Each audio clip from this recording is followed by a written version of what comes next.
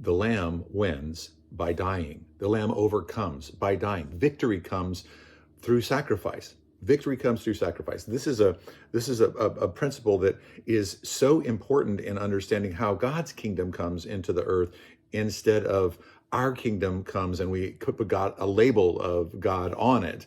And so frequently that's the way that things happen, is that we do something in our own strength. We push for something in our own way, and then we want to say, oh, look at what God did. It's like, no, that's not necessarily how this works. That I think that we have to come to grips with this idea that God's way of winning is typically in our lives, well, it's the long game. That the Lord is playing the long game. He's not playing just a short game so that we always have just got these great glory to glory, just short-term victories. And so John Carroll actually emailed me yesterday, and in a beautiful way, he said, the lion versus the lamb in this whole thing, and the lion and the lamb are not conflicting in this, but in terms of ways of winning, that the two really notable ways that the Lamb's way has furnished a huge victory is through two central figures, Martin Luther King and Mahatma Gandhi.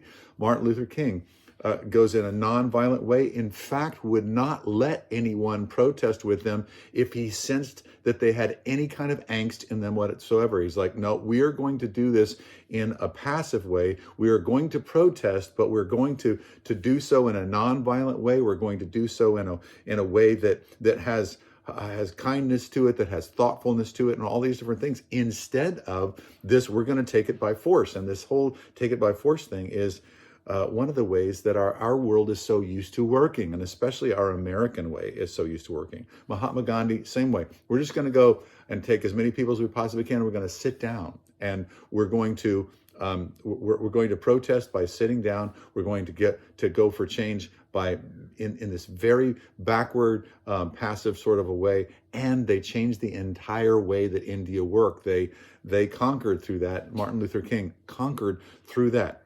It's the long game.